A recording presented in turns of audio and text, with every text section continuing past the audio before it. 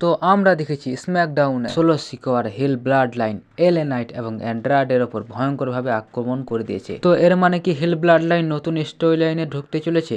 আবার এদিকে ড্রু ম্যাকিন্টায়ার অ্যাটাক করে দিয়েছে সেমি জেন এবং সম্ভবত জে উসোকে। এর মানে কি ওজি ব্লাড লাইনেরও স্টোরি আলাদা হতে চলেছে? সর্বসাকুল্যে বলতে গেলে ব্লাড লাইন ভার্সেস ব্লাড লাইনের স্টোরি কি শেষ? তো এই ভিডিওটা পুরো দেখলে জানতে পারবে। একই সাথে আমরা কথা বলবো রোমান রিন্স কবে ফিরতে চলেছে, এর সাথে সাথে সিএম পাঙ্ক ভার্সেস রোমান রিন্সের ম্যাচটা কি ভবিষ্যতে হতে চলেছে এটাও জানবো। তো আজকে ভিডিও সত্যি অনেক বেশি ইন্টারেস্টিং হতে চলেছে। তো ভিডিওটি শুরু থেকে শেষ পর্যন্ত দেখলে অনেক কিছু জানতে পারবে। একই সাথে তোমরা যদি এই চ্যানেলে নতুন থাকো তাহলে চ্যানেলটিকে সাবস্ক্রাইব করে দাও এবং ভিডিওতে একটি লাইক করে দাও। তো চলো ভিডিও শুরু করা যাক। তো আমরা সবাই দেখেছি যে হিল ব্লাড লাইন মানে সোলো সিকোয়ার হিল ব্লাড লাইন এলএ নাইট এবং অ্যান্ড্রায়েডের ওপর ভয়ঙ্করভাবে আক্রমণ করলো এবং এখানে হিল ব্লাড লাইন অন্য স্টোরিতে ঢুকে পড়েছে। আবার অন্যদিকে রয়ের এপিসোডে ড্রু ম্যাকিন্টায়ার রিটার্ন করে ওজি ব্লাড লাইনের সেমি জেনকে অ্যাটাক করলো এবং ধারণা করা হচ্ছে যে জে উসোকে ড্রু ম্যাকিন্টায়ারই অ্যাটাক করেছে। তো এখানে ওজি ব্লাড লাইনে কিন্তু নতুন স্টোরিতে ঢুকে পড়েছে। তো এখানে স্বাভাবিকভাবে প্রশ্ন উঠতে পারে যে দুটো ব্লাড লাইন যখন তাদের নতুন স্টোরিতে ফোকাস করেছে, এর মানে কি ব্লাড লাইন ভার্সেস ব্লাড লাইনের স্টোরি শেষ? তো দেখুন এটা ব্লাড লাইনের স্টোরি আর এখানে কিন্তু শেষ এখন আপাতত হচ্ছে না। তাহলে তারা নতুন স্টোরি শুরু করলো কেন?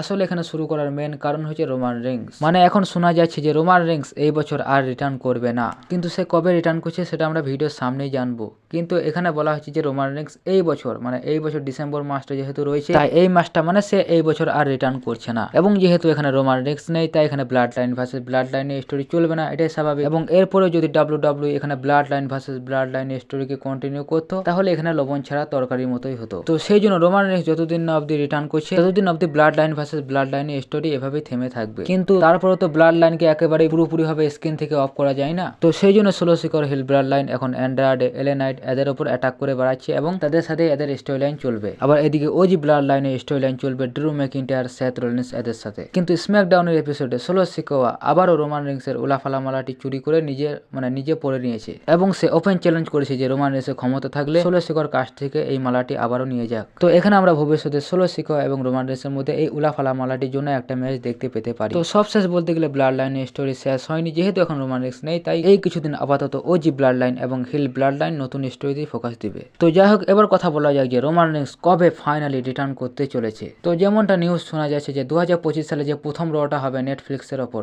তো সেখানে রোমান রিংস থাকতে চলেছে এবং এটা তোমরা কনফার্ম ধরে নিতে পারো যে সেই রতে রোমান রিংস রিটার্ন করতে চলেছে বা বলা চলে থাকতে চলেছে এবং আমরা সেখানে রোমানের পাশাপাশি জন সিনা, রক এদেরকেও দেখতে পাবো। তো সব শেষ এবার বলা যাক যে সিএম পাঙ্ক এবং রোমান রিংসের মধ্যে কি ভবিষ্যতে ম্যাচ হতে চলেছে।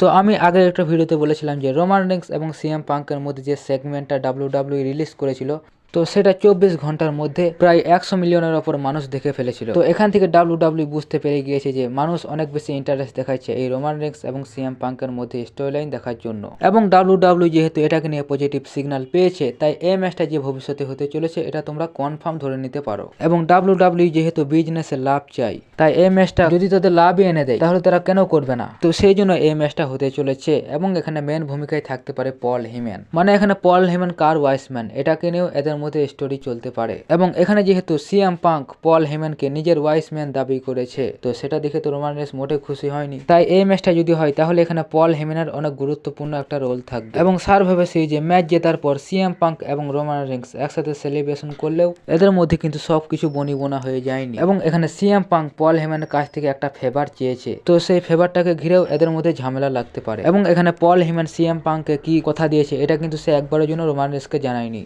তো সবকিছু মিলিয়ে দেখতে গেলে এদের মধ্যে যে ভবিষ্যতে ম্যাচ হবে এটা কিন্তু কনফার্ম। তো যাই হোক আজকে ভিডিওটা এখানে শেষ করছি। ভিডিওটি ভালো লাগলে তোমাদের কাছে রিকোয়েস্ট প্লিজ চ্যানেলটিকে সাবস্ক্রাইব করে দাও এবং ভিডিওতে একটি লাইক করে দাও। তো দেখা হচ্ছে পরে ভিডিওতে। Tata, good bye.